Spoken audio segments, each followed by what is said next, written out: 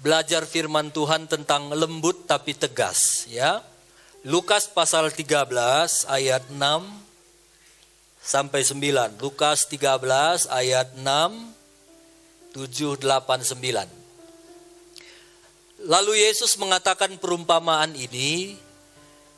Seorang mempunyai pohon ara yang tumbuh di kebun anggurnya. Dan ia datang untuk mencari buah pada pohon itu, tapi ia tidak menemukannya. Lalu ia berkata kepada pengurus kebun anggur itu, "Sudah 3 tahun aku datang mencari buah pada pohon ara ini, dan aku tidak menemukannya. Tebanglah pohon ini. Untuk apa ia hidup di tanah ini dengan percuma?" Jawab orang itu, "Tuan, biarkanlah ia tumbuh tahun ini lagi. Aku akan mencangkul tanah sekelilingnya dan memberi pupuk kepadanya. Mungkin tahun depan ia berbuah, jika tidak, tebanglah dia." Jadi dari ayat ini, ada satu yang punya kebun anggur ini, di tengah perkebunan anggurnya ada satu pohon ara. Dia sering lihat pohon ara itu tapi nggak berbuah. Tahun pertama dia datang, dia lihat nggak berbuah. Tahun kedua dia lihat nggak berbuah. Tahun ketiga dia lihat nggak berbuah. Kalau Bapak Ibu nanti Google, pohon ara itu bukan pohon yang kecil, dia pohon yang besar. Kalau di daerah Timur Tengah itu biasanya kalau anggur semua. Jadi kalau ada pohon ara di tengah-tengah pokok anggur, itu artinya ada anugerah, ada kemurahan buat pokok anggur itu bisa tumbuh di antara pohon ara itu bisa tumbuh di antara pohon anggur. Tahun ketiga Tuhan itu datang, dia lihat nggak ada buah. Tuhan itu marah, dia bilang sama pembantunya, "Tebang saja pohon ini."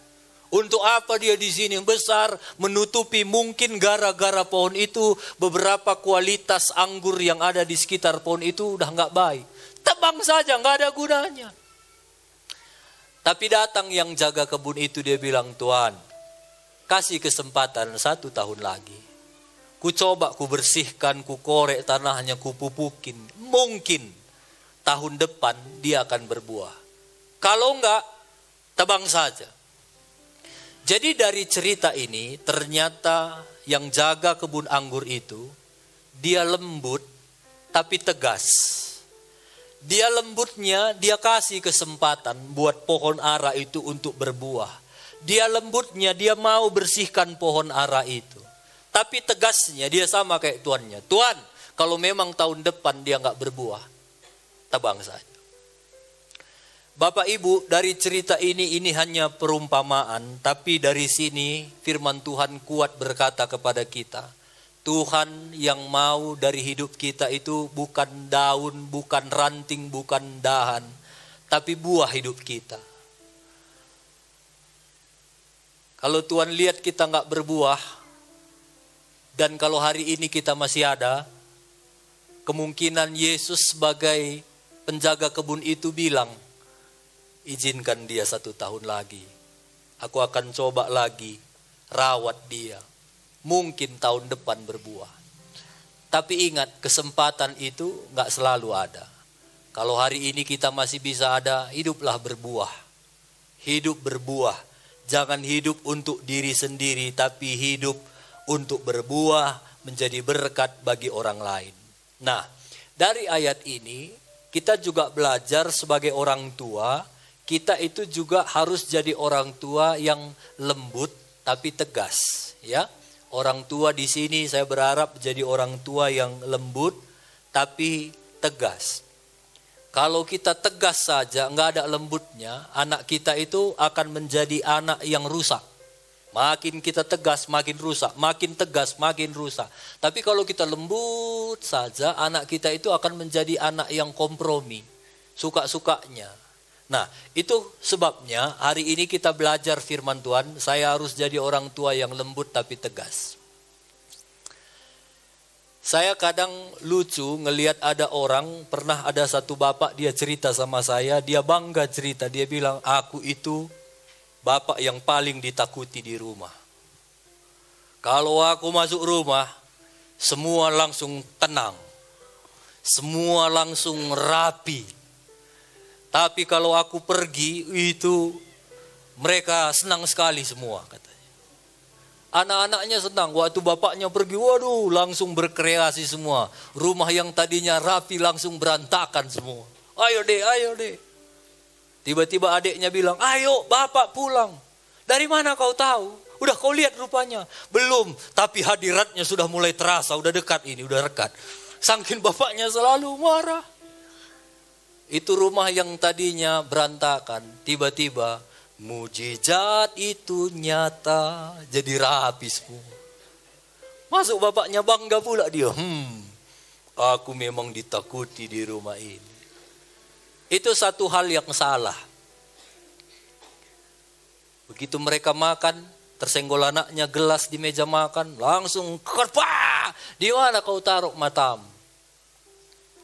Satu kali, bapaknya yang senggol gelas, cerah. Semua mata anak ngelihat, apa sekali ini kata bapak. Bapaknya bilang, siapa yang letaki gelas di sini? Katanya pula. Dia selalu gak pernah salah. Bilang kiri kanan, kayaknya bapak model gitu ada di gereja ini.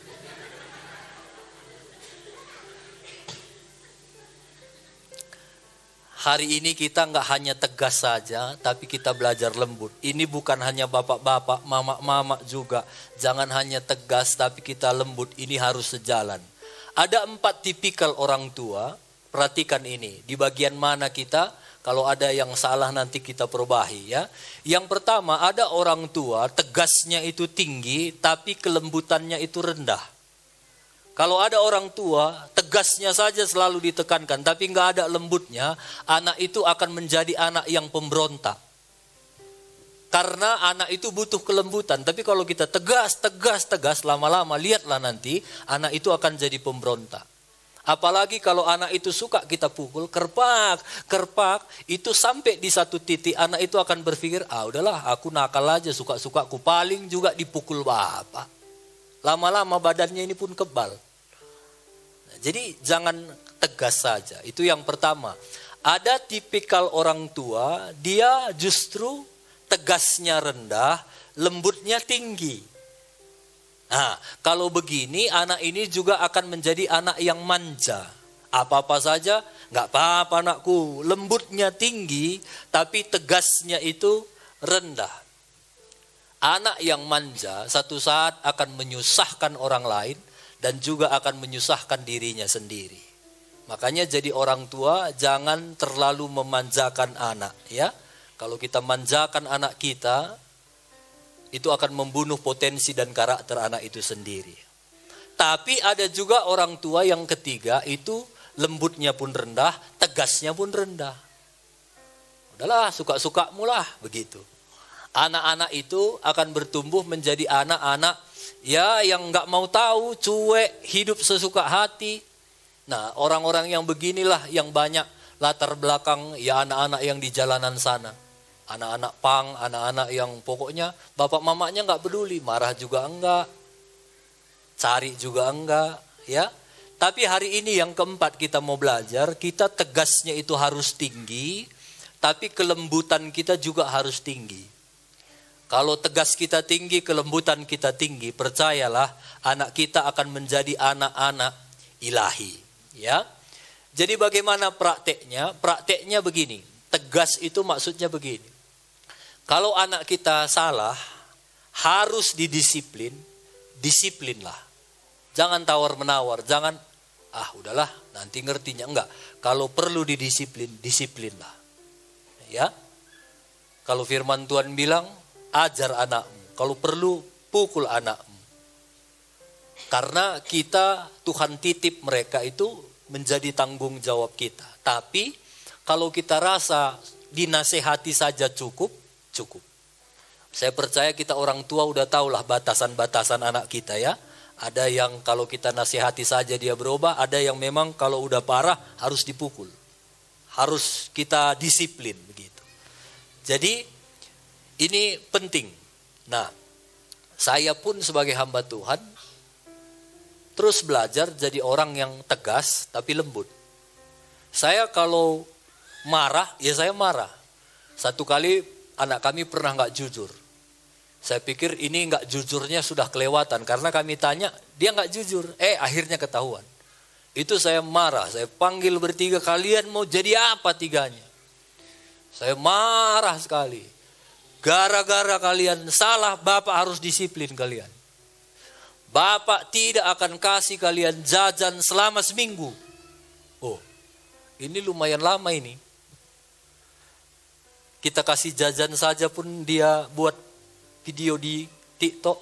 Pengumuman kepada orang tua harap naikkan uang jajan katanya. Kita kasih jajan pun kurang banyak rasanya. Ini gue bilang seminggu gak boleh jajan. Itu hari pertama pulang sekolah sore kan, sampai sore mereka. Sampai jam 4 letakkan tasnya udah lemas dia. Sebagai orang tua kuliah anakku ini. Bisanya aku kasih dia uang jajan lebih bahkan, tapi enggak, aku harus tegas. Supaya dia sadar bahwa jujur itu penting. Besok juga gitu. Sampai hampir seminggu mereka enggak jajan. Sampai di akhir minggu ke sekolah kami jemput. Mau jajan apa anakku? Kan belum sampai waktunya Pak. Enggak apa-apa anakku, ambil. Yang penting kalian sudah belajar jujur.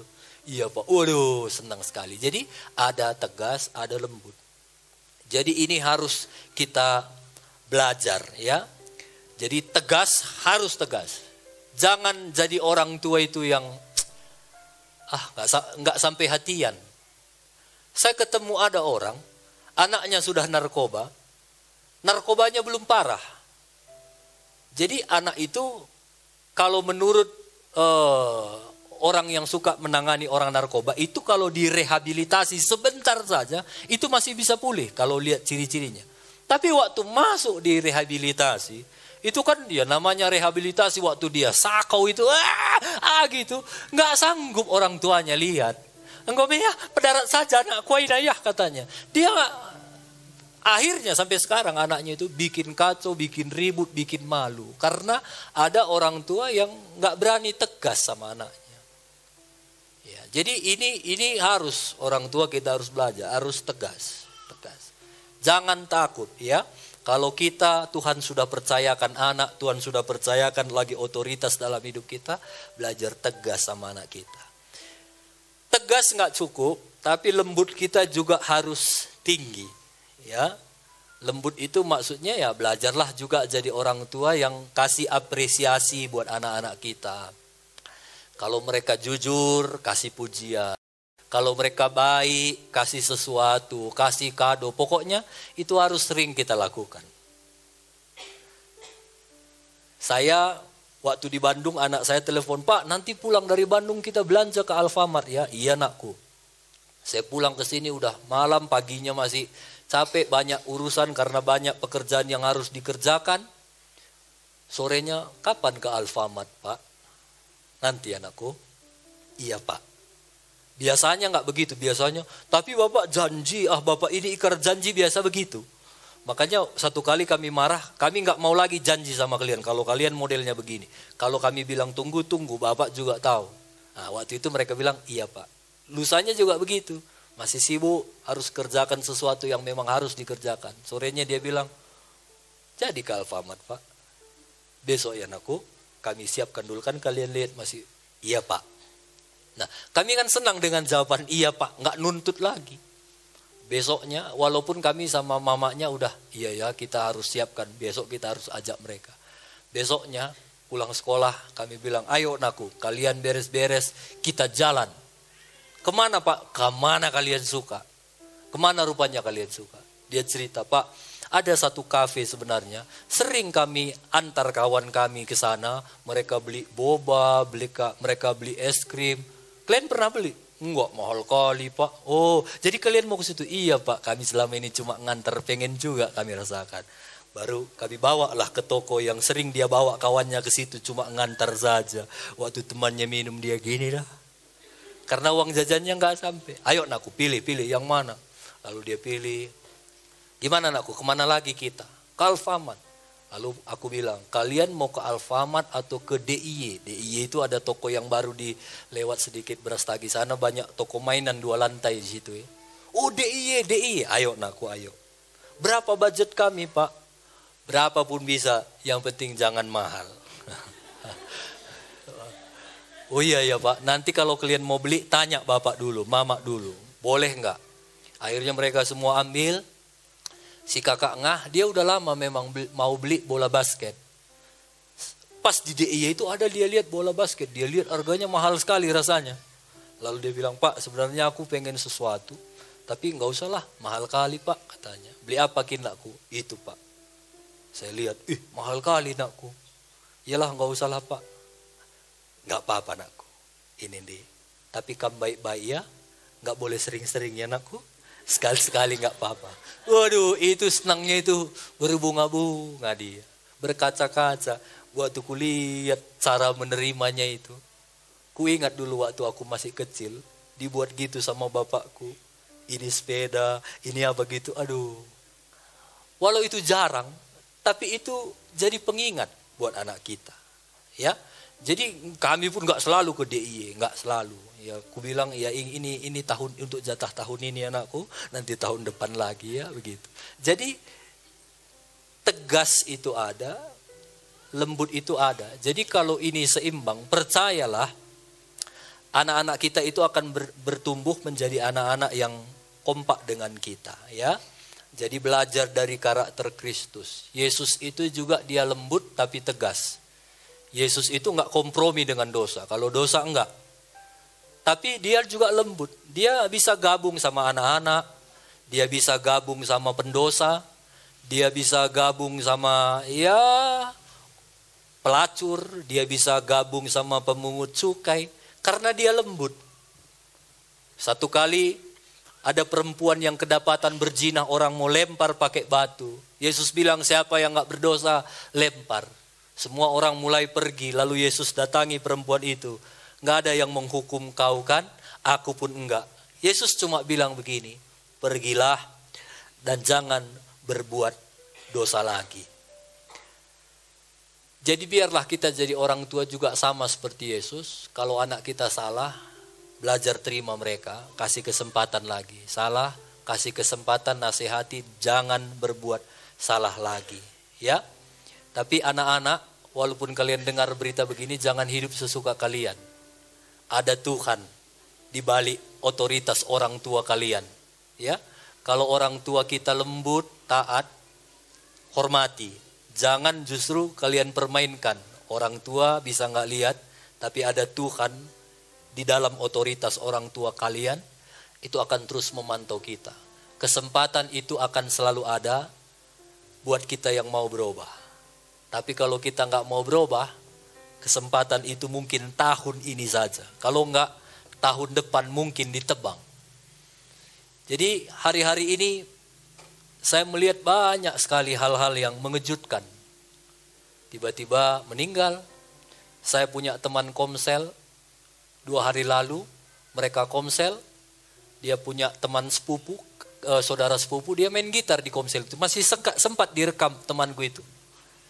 Ini kami lagi komsel. Main gitar perempuan itu. Rupanya pas di tengah komsel dia agak batuk-batuk sedikit. Gitu. Di situ meninggal.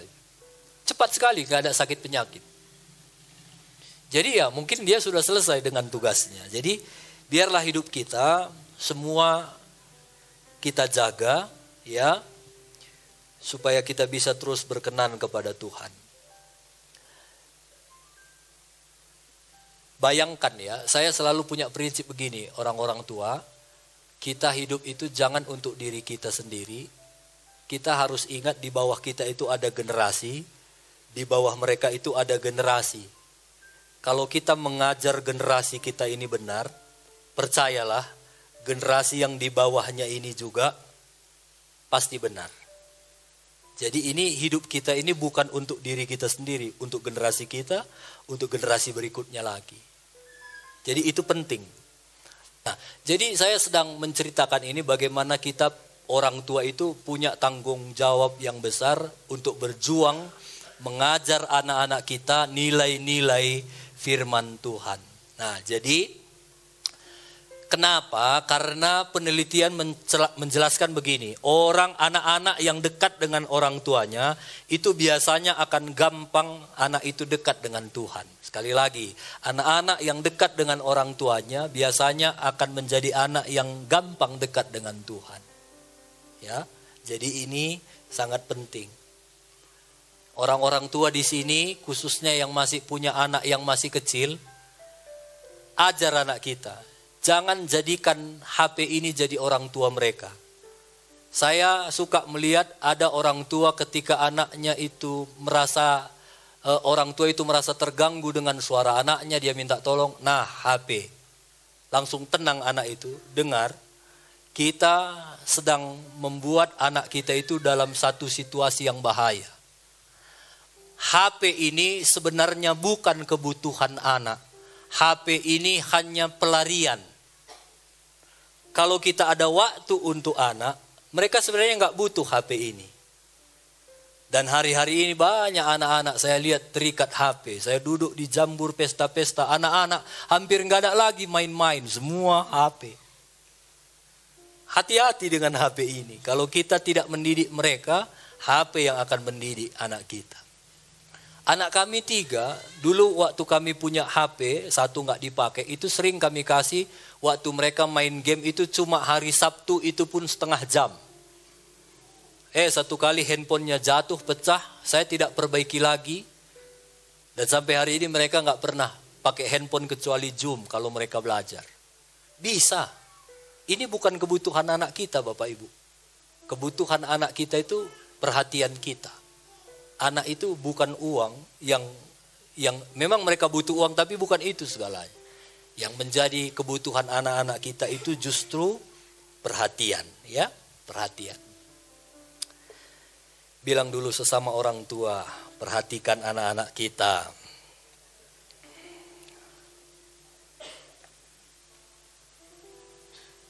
Kami yang sudah mulai anak beranjak remaja, tanya-tanya, sudah ada mulai kamu suka anakku?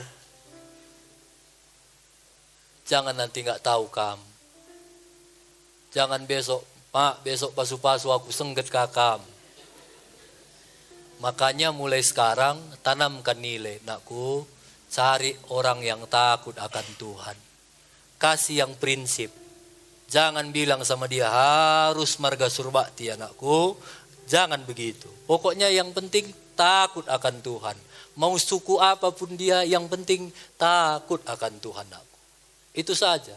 Kelengatena keluarganya. Coba lihat keluarganya anakku. Ini kan prinsip. Jadi karena yang menikah itu bukan anak kita. Keluarganya pun bakal menikah sama kita. Coba lihat dulu latar belakang keluarganya. Kalau keluarganya baik, sudah pasti keturunannya juga baik. Kalau kamu cek keluarganya nggak baik, coba pertimbangkan nakku. Ya, jadi ini sudah bisa kita ajarkan sama anak-anak kita. Jadi jaga komunikasi. Dan tolong Bapak Ibu, zaman kita dengan zaman anak kita sekarang nggak sama.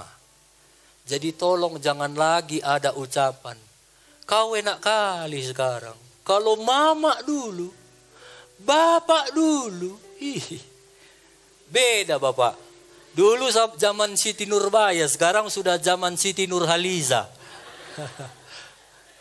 Kalau bapak dulu, pagi-pagi sudah disuruh pulang mau ke ladang. Dulu, sekarang mau ke ladang kita nggak ada lagi ladang. Dulu kalau mama belajar itu 2 jam. Sekarang anak-anak kita kadang nggak perlu lagi belajar 2 jam. Tanpa kita sadari TV, YouTube itu sudah kasih pengetahuan semua. Mereka nggak perlu lihat pun udah dengar, udah masuk. Dulu nggak ada TV, nggak ada radio, nggak ada pengetahuan yang secanggih sekarang. Dulu kita wajib baca RPUL, sekarang nggak perlu lagi RPUL. Udah ada TV, YouTube, mereka dengar saja sudah masuk. Nggak perlu lagi 2 jam, mungkin 10 menit mereka sudah cukup belajar. Makanya nggak sama zaman kita dulu sama zaman sekarang. Ada hal yang masih laku, ada yang udah nggak laku lagi.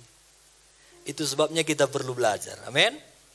Nah, jadi orang tua yang pertama, hadirlah terus dalam hidup anak-anak kita, ya. Jadi hadir terus dalam hidup anak-anak kita. Orang tua yang baik adalah orang tua yang menyediakan waktu buat anaknya, bukan menyisakan waktu buat anaknya. Sekali lagi, orang tua yang baik akan menyediakan waktu buat anaknya, bukan menyisakan waktu buat anaknya. Apa yang kita sisakan, kita pasti akan dapat yang sisa-sisa. Sediakan waktu.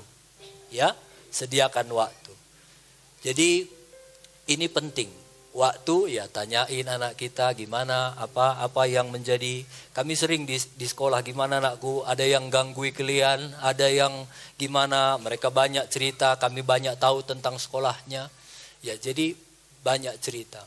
Saya pernah punya teman, dia kepahitan sama bapaknya hanya karena masalah sepele. Temanku ini sudah 2 tahun dia tamat SMA. Bapaknya orang pasaran. Jadi tahulah kalau orang pasaran bangun lama, pulang malam. Dia pulang malam, anaknya sudah tidur. Pagi anaknya sekolah, bapaknya belum bangun. Gitu setiap hari. Satu kali, anak ini sudah 2 tahun tamat SMA. Nggak tahu tak kecapekan, dia tidur lama, bangun pagi itu lama. Sampai bapaknya duluan bangun. Lalu dilihatnya anaknya masih tidur, dibanguninya anaknya itu. Nggak sekolah kau, katanya. Waktu anak itu dengar nggak sekolah kau, hancur hatinya. Udah 2 tahun pak, aku nggak sekolah lagi. Bapaknya nggak tahu. Ini kan masalah sepele, masa anaknya udah 2 tahun bapaknya nggak tahu. Jadi ini semua wajib kita tahu. Tanya kiri kanan, tahu kamu anak di kelas berapa sekarang? Jangan kamu tahu, kamu bilang kamu pun nggak tahu anak itu kelas berapa. Ya, yang pertama orang tua harus hadir dalam hidup. Yang kedua orang tua harus jadi teladan. Anak akan lebih mendengar teladan kita, lebih melihat teladan kita daripada mendengar kata-kata kita. Sekali lagi, anak akan lebih melihat teladan kita daripada kata-kata kita. Gak usah pun kamu bilang berdoa anakku. Berdoa kamu bilang, gak usah kamu bilang. Kalau setiap hari dilihatnya kamu berdoa, dia pasti menjadi orang yang suka berdoa. Kalaupun kamu bilang berdoa anakku berdoa, gak sekali pun dilihatnya kamu berdoa, dia pun tidak akan suka berdoa. Ya, jadi ingat kita itu jadi teladan. Jujur nakku kita bilang. Tapi satu kali nakku kalau datang nanti bibi nu minta utang bilang mama nggak di rumah ya. Nggak bisa jujur anak kita itu. Iya mak katanya. Tapi di dalam hatinya mamaku pun nggak jujur. Ya, jadi apa yang kita lakukan itu yang akan lebih dilihat anak kita. Yang berikut orang tua itu harus kompak. Ya, kompak. Orang tua yang kompak itu akan lebih membuat anak kita itu bertumbuh baik. Tapi kalau kita sering nggak kompak, anak kita akan melihat dan mereka tumbuhnya juga nggak akan baik. Ya, ini bukan hal yang mudah tapi bisa dikerjakan. Ada yang sama suami istri duduk? Ayo Mama Joshua bilang kompak kita sayang ya, kompak kita. Puji Tuhan. Ya, jadi biarlah hari ini firman Tuhan ini menguatkan kita jadi orang tua yang lembut tapi tegas. Kita sudah banyak belajar firman Tuhan hari ini. Ada satu penelitian bilang begini.